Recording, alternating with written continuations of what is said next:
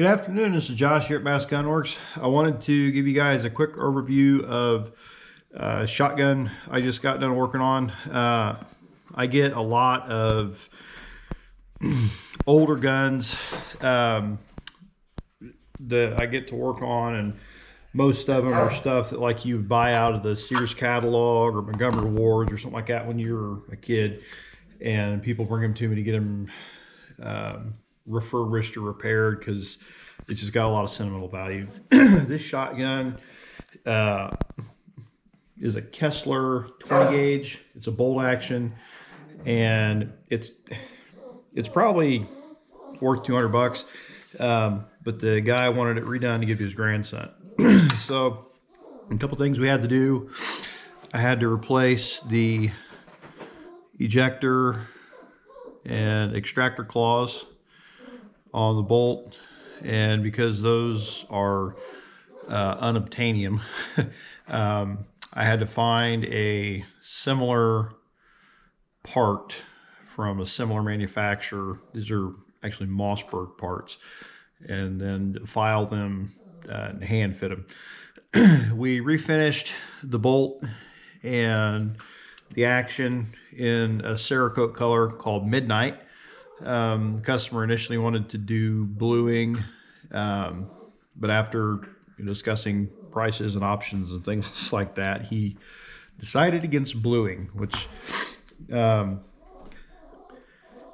bluing is kind of expensive. I charge about $350 to blue a whole long gun. It's a longer process. I've got a video back in my catalog of videos that discusses the bluing process and what goes into it and kind of why it's as expensive as it is typically.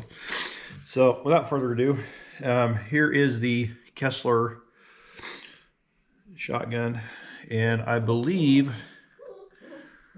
this is a model 326 FR. Okay, very simple.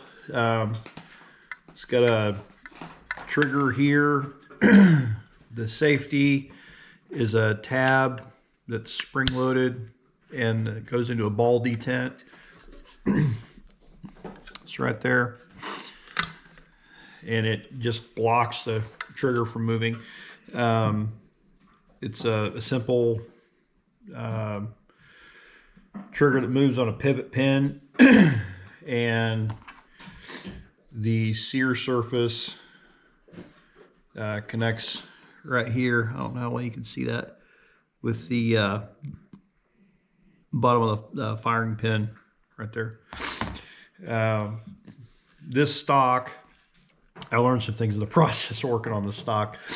This stock, the side right here where this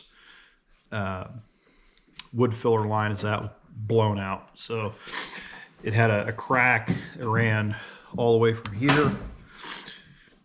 Sorry, I've got some puppies chewing on my shoes. Down to here.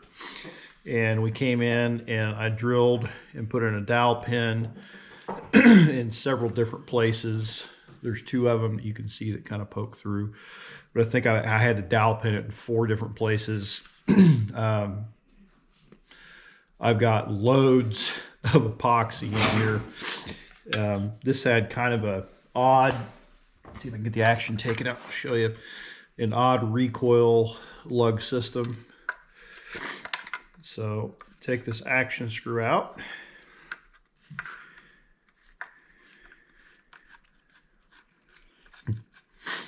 Typically with a bolt action, what you'll see is you have a recoil lug that's like a large washer that hangs about, I would say, 3/4 of an inch down below the barrel and the receiver. Okay, so with this one, you got this threaded stud here that's welded onto the bottom of the barrel, and then inside, I'm gonna move the camera here. Inside the stock, we had this metal band that was screwed in there with a wood screw, and then there's You can see the end up there. There's a steel cross pin that goes across, and that hooked onto that metal band. So as long as the wood where the cross pin was at held and that wood screw held, then this metal band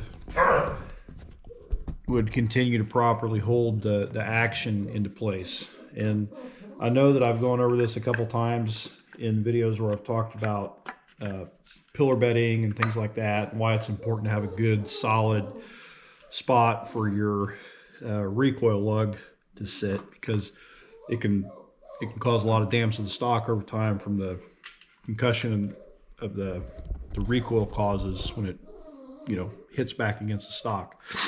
So that's what happened, I think, with this shotgun. Is it just got loose, started to crack, and then popped out. The one thing that I learned was it's really, really good to read the description on the wood putty. I mistakenly got some wood putty that did not take stain, and this looks somewhat hideous.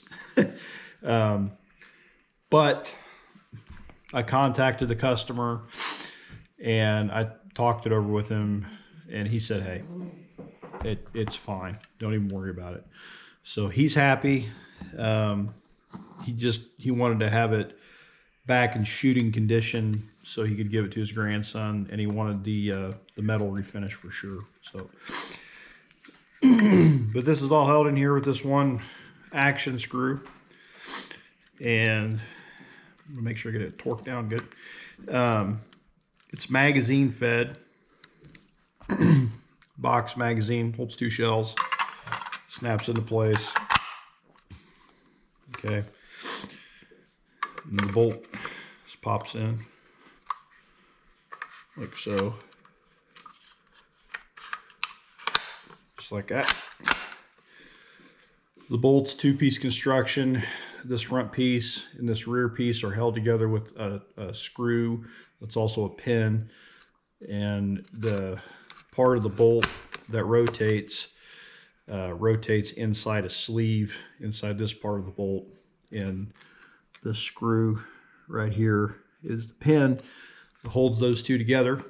And then your excuse me, your firing pin is retained by this screw right here. So this part is the firing pin body. But that's essentially it.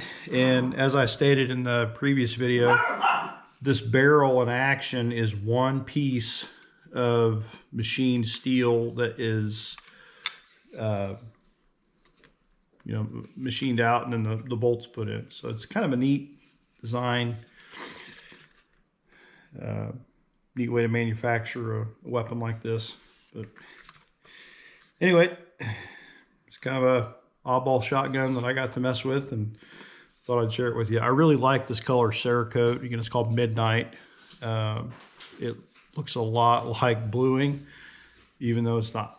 And it's a good inexpensive way to get a gun refinished that may have a lot of sentimental value, but doesn't have a lot of monetary value. So hope you guys enjoyed that. If there's anything you would like me to review in the future, if you have any questions, feel free to email me.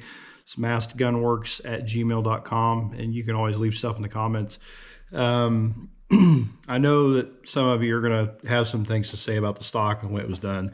Just understand that I realize it's hideous.